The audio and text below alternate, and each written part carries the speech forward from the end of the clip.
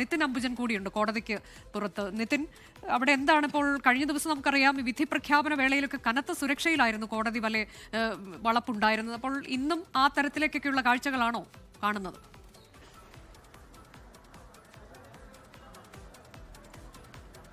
അനുജ, എന്തായാലും ഈ കോടതി വിധി എന്താണെന്ന് അറിയാനുള്ള ആകാംക്ഷയിലാണ് കേരളമുള്ളത്.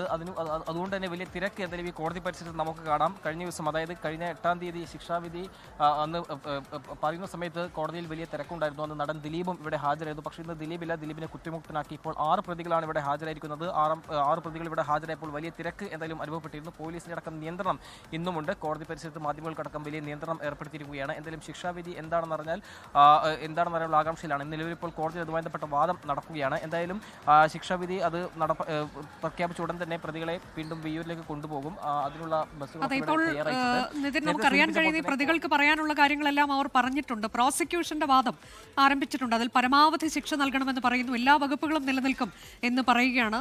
376D വകുപ്പിലെ പരമാവധി ശിക്ഷ നൽകണം. 376D പ്രകാരമുള്ള എല്ലാ ശിക്ഷയും നൽകണമെന്ന് പറയുന്നു. 20 വർഷത്തിൽ കുറയാതെ ശിക്ഷ മുതൽ ജീവപര്യന്തം വരെ എന്നതാണ്. അപ്പോൾ എങ്ങനെയാണ് കോടതി അതിലേക്ക് പോകുന്നത് എന്നതാണ്. പ്രോസിക്യൂഷന്റെ വാദം ആരംഭിച്ചിട്ടുണ്ട് എന്നതാണ് നമ്മളിപ്പോൾ അറിയുന്നത്. ലോകത്തെവിടെയായാലും ഏത് സമയത്തും 24 വാർത്തകളും ഓഗ്മെന്റഡ് റിയാലിറ്റി പാക്കേജുകളും എക്സ്പ്ലെയിനറുകളും വിശദമായി കാണാൻ ഞങ്ങളുടെ യൂട്യൂബ് ചാനൽ നിങ്ങൾക്ക് സബ്സ്ക്രൈബ് ചെയ്യാം.